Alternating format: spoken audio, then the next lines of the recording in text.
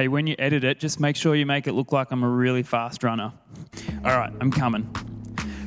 Here we are, Church Chats, coming at ya. Lauren, I hope you're as ready as I am, because this is going to be awesome. Oh, starting? Oh, okay. Welcome to Church Chats. Welcome to Church Chats. All right, let's do it. Hey guys, welcome to another week of Church Chats with Lauren and Luke. Yeah, we just want to use this time to just get away from what's happening in the world, as it's a lot to keep talking about and we get sick of it. So this is just a moment to, I guess, sit back and relax and just connect with what's happening in our church community. So yeah, last time we spoke to Kim Smith, which was really cool to hear what was happening in her life. And this week we have another guest, don't we? We do. We have a very special guest, one that I am super excited. I'm excited about all of them, but you'll soon find out why with this next person. We also have a special guest host joining us for this episode, and you'll find out why and what their connection is. But yeah, guys, I hope you're as excited for this. If you haven't seen the promos for this video, you can't read the title for this video, you'll still be wondering who we are talking to. So tune in, you'll get a few clues, we'll get stuck in.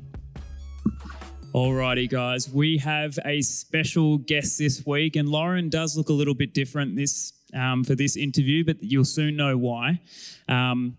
This next guest, I want you to try and guess and comment in the comment section some names or who this person might be according to the clues that I'm giving you. So let me go off. I've had to make a list because there's a few accomplishments here. He has made a career out of footy, playing 380 games for Port Adelaide, Collingwood and Brisbane in the VFL, AFL and SANFL competitions. He played in 4 premierships with Port Adelaide. Most importantly, and this is my own biased opinion, he played 135 games with Collingwood in the 1980s, captaining the club in 83 to 86, winning 2 best and fairests. He's the son of South Australian football legend, the late Foss Williams. He then became an AFL coach, coaching Port Adelaide from 1999 to 2010, including coaching Port to their first ever premiership in 2004. Most recently, he's played key coaching roles at GWS and Richmond before being appointed the senior coach at VFL club Werribee. Fair to say he's an AFL legend. So if you haven't already picked it, welcome Mark Choco Williams. Mark, are you there, mate? Yes, I am. So thanks very much, Luke, for that introduction. Very nice of you. Not a problem, mate. Hey, great to have you on, and it's a real privilege having you. You can now add guest of Mill Park Baptist Church Chats to your resume. Just quickly. Yes, that's right up there for me, right up there for sure. And I see you've got a nice big tin can there in front of you. Nice prop. We do. And what do you do there? A bit of drumming or something like that? We try to. Hey, on my notes that I have here, I did want to just personally thank you from a Collingwood supporter's point of view. Let's just say 2002 and 2003 were incredibly hard. So not only did you offer such a great service to the Collingwood Football Club, but you also stopped Brisbane and their run. And in 2004, I can't remember being more passionate about a team other than my own than I was about Port Adelaide that year. So thank you. Yes, as much as it was doing good things for Collingwood, it was certainly doing good things for Port. We obviously we're at top of the ladder, being an interstate club and winning, being top of the ladder 3 years in a row. No one's ever done that before. And, we were the first team ever to win 16 games or more 4 years in a row in the whole VFL, AFL competition. So as the youngest side in the competition, it was delightful, but we didn't get much recognition, mostly criticism. And until we won the 2004 flag, it was a pretty tough gig. I can imagine, and I feel like 2004 you were finally able to just relax and enjoy it for what it was. So aside from football for a second, we're keen just to learn a little bit more about yourself. We know about some of your sporting accomplishments, but can you tell us a bit about some of your hobbies or interests that you're interested in? Oh, well, yeah. I've got 5 kids, so obviously I spend a lot of time working with them, school sport and things like that. I'm a phys ed teacher by trade, so I love different sports. I love going surfing. In fact, it's something that gives me great relaxation. Play a bit of golf. I've always played tennis. Even started stamp collecting as a kid, and I've kept a lot of stamps over the years. So it's a bit unusual, but I've never drank and never smoked. So I've always tried to be very healthy and look after myself. So I've probably done a little different path than most of the AFL footballers that people would know of. Hey, well, Choco, I feel a bit funny calling you Mark. I need to call you Choco. That's what I'm used to. But I can remember the first time that I met you in person, and I worked out it was at the end of the 2012 AFL season when you came to Richmond on the coaching staff there. And obviously it was good to meet you that day, but it stood out to me immediately that in that very first conversation, I thought, here is a man of purpose. That's what I thought. So all these years later, did I get that right? You a man of purpose?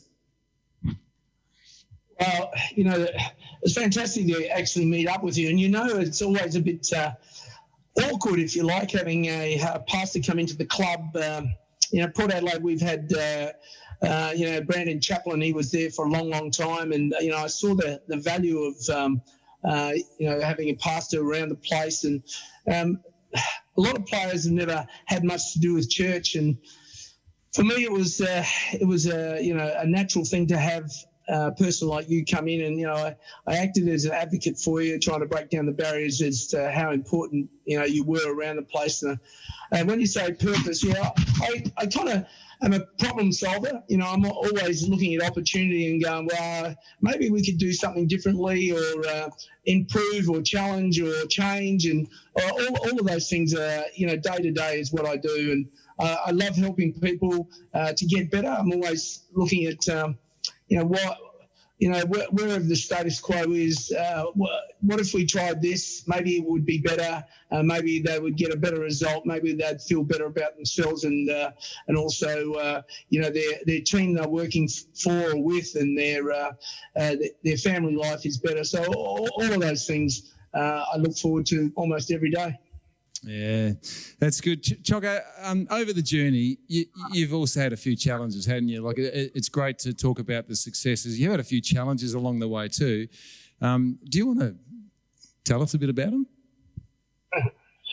Yeah, well, I've always said everyone's got a story to tell, and that's the truth. And, we all have to understand that as difficult as life is, it always looks kind of rosy when you're holding a premiership cup up on the stage at the MCG, but go through a lot of life battles, and probably my most significant one was I had a twin brother at 29. My mum rang me up and said that he went out at lunchtime to visit his house that he was renovating, and he'd walked inside and the roof fell on top of him and killed him. So that was it broke my heart. It still does today, and. Even more significantly, my younger brother was there when it happened. So, he did one of those, amazingly, under stress situations, lifted a really heavy piece of cement off the top of him. And, the next 2 days after, when I got there, I saw, what had happened. I couldn't move it an inch. So it was amazing how he did. And, he was there with him as he passed, and a couple of days ago was our anniversary of our birthday, and it's always a challenging thing when it's your birthday. It's a happy day, but it's always the memory of the person that was definitely half of me, not with me anymore. Yeah, I know. Thanks for telling us though, because that's a life-defining event for sure. Hey, Choco, now... I've been fit and healthy. About 6 years ago, I had a little lump on my side of my neck here, and I'm not sure what it was. I went and got a test and found out I had lymphoma as well. So that came as a real shock, the idea that, I had cancer, blood cancer, and had to go through radiation. I was working at Richmond at the time, and they allowed me to keep working, which was brilliant for me. And in the afternoon I'd go and get the treatment. It was tough. You couldn't eat much, couldn't swallow. It was burning. Your chest and your face and your neck and your throat. And but anyway, it seemed to turn out well. And it's been 5 years since that happened, and for them to say that it's gone now. So all the your life changes. You start looking at the leaves in the trees and the wind in the grass, and all the small little things that probably you pass and don't actually take much notice of. You actually start noticing more of, and being more grateful and thankful for the small things in life. Yeah, for sure. Now, Choco, you're coaching VFL side Werribee now, and during COVID-19, what's that meant for you? Well, it's significant. I put this up behind me. It doesn't. And if you look at all my photos with football clubs, I've never had just myself and the players. It's always been at least all the other coaches. But here we have all the interns and the doctors and Andrew's Seedholm, who we have as a pastor that you helped us get down there. Our CEO, our football manager, our masseurs, everyone's involved, and it's so important that in community clubs and all clubs is to recognise the value that what everyone else brings, and we all get the recognition as to we won and lost. But these people play so much an important role, and by giving them a shirt and letting them feel part of it, and it raises their self-esteem. And anywhere out there that's feeling a little lonely and not attached to things, I encourage you to go out to a football club and volunteer, be involved. It's just one of the greatest things you can do, and you're always working for the win at the end of the week. And to sing the song at the end of the week is just such a joy for all of us, and it's what you get out of putting all those little pieces together, which just, as I said, is a little jigsaw puzzle, and each one of you add to it to make the actual jigsaw complete at the end of each week and the end of each year. And I'm so thankful for each and every one of them and the role they play. Yeah, it's great. Choco, a few weeks ago, I got a text from you, and you attached a photo to it, and we'll make sure that photo is there on the screen for our people to be able to see it. Now, I loved it, and so what I did, and I mean, you got to know this for me, like get sent things, texts and links and that sort of thing. But if it's something that really grabs me and that really speaks to me and really helps me, then I'll usually then print it up, and I keep a journal, so I paste it in there. So for something to make a print up and then into my journal, that means it's pretty significant to me. And I got this photo from you, and that's what I did. I printed it up and pasted it in my journal. And then I assumed that you'd have gotten it off some smart designer on the internet, one of those things. I thought, Choco's just got it from there. But then when I asked you a bit about it, could you tell us a bit about it now, this picture and with the word purpose on it? Yeah, well, these days, I'm a kind of upbeat person, but I can feel that, the walls seem to come closing in on everyone, and the roof snell's a little tighter, so that I'm out riding my bike and I'm thinking, well, everyone needs a purpose in life, and you need to be able to get up in the mornings and have something to do. So I thought about it, and as I was riding, I was considering, what might be nice. And, through the COVID thing, I wrote to I rang someone at the Herald Sun, and I did an article. It was a full-page article about having understood young people and how they need to have some sort of plan for their day. And, the footballers certainly work better when there's a plan and they know what they're supposed to do. So, I wrote that, during this time, our staff and our players, you need to stay connected. It might have been that, find something funny on YouTube, or our dietitian came up with a daily challenge on nutrition, design a highlights package, all of these different things. So when it comes to this part, I thought, well, purpose. What does P mean? What does U, R, P? You know, what do each of the letters correspond to? And I wrote a few words along the line. You know, I thinking now that but P was for people for sure. You know, U is for us. I kept thinking about the different words and they all were personal to me, but I thought that they meant something for groups of people and how to get through this pandemic and how it's important for individuals to find, some time for themselves. So I talked about something about yourself, but then you have to also connect with, your family, your friends, that sort of stuff. What you could do at work or, for work, what could you do around your house? And each of those, higher items have a word to do with it. And unfortunately, I haven't got it right now because I could put it up on the screen and, maybe at the end I will put it up on the screen so that, everyone can see what I'm talking about. But the last thing that I thought was significant about it was the purpose ends obviously with an E and, it has exercise and has energy and it says something about, enthusiastic and,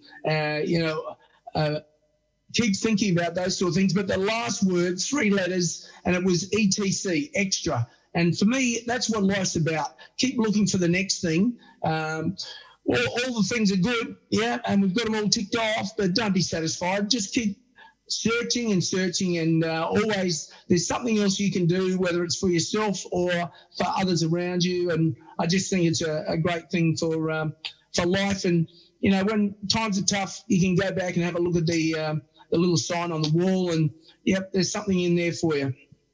That's what I loved about it, Choco. It was purpose for now. And so, would you say? And I mean, for all the people that are watching now, and during this whole time of COVID-19, what a challenge for us as a world, as a society. Would you say now that purpose is even more critical in this time than what it normally is?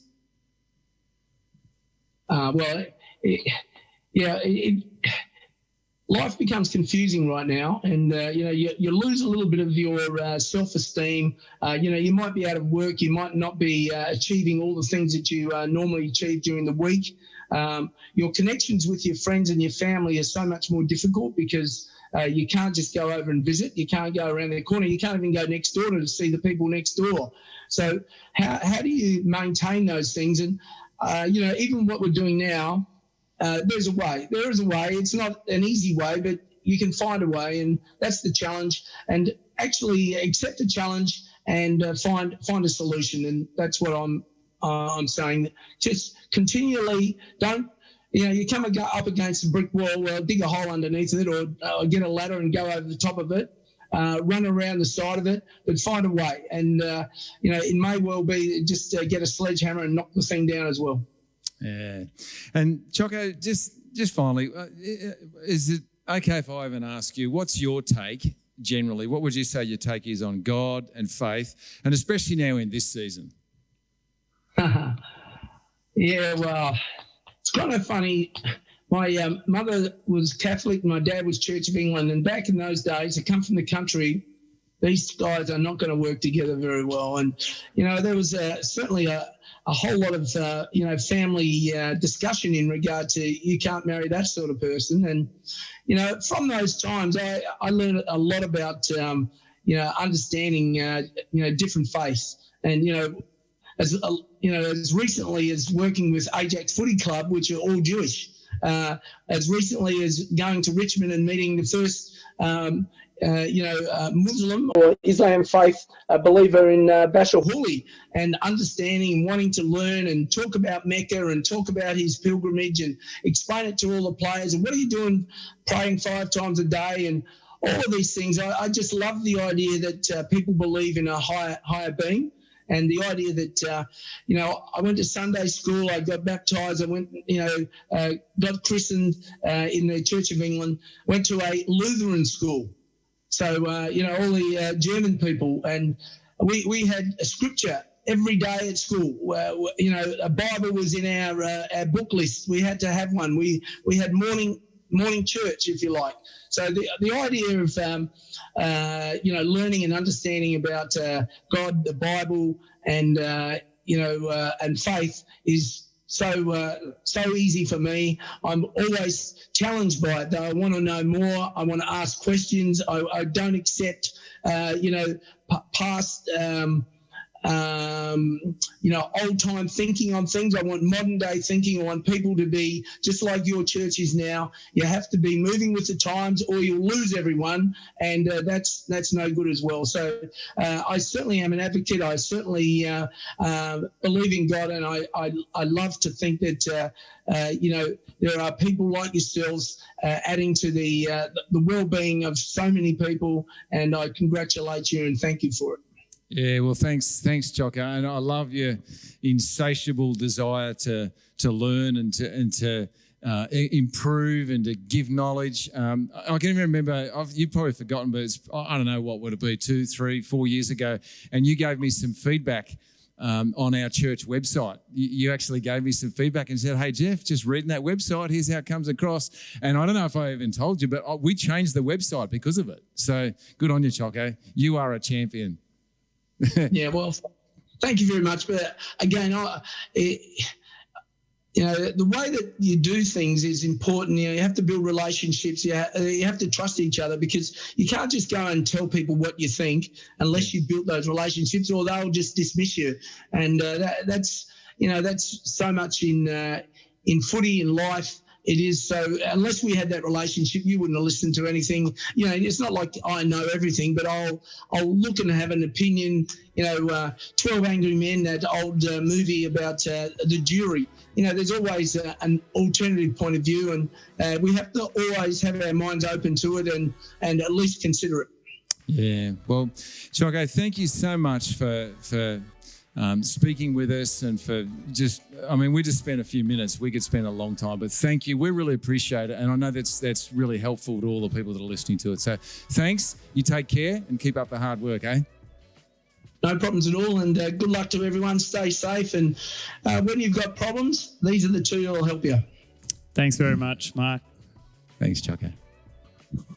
Well, that was pretty cool talking to an AFL legend, wasn't it? It was super cool. How was your heart rate? My heart rate was definitely elevated. Yeah. Look, I think it's not much of a secret that I love my football, and I maybe was a little bit of a fanboy.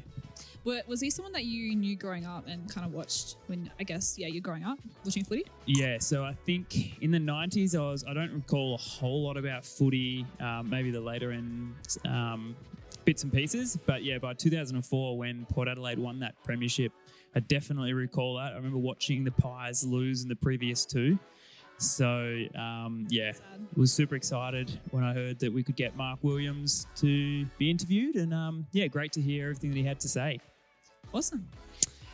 Guys, we are going to wrap things up now.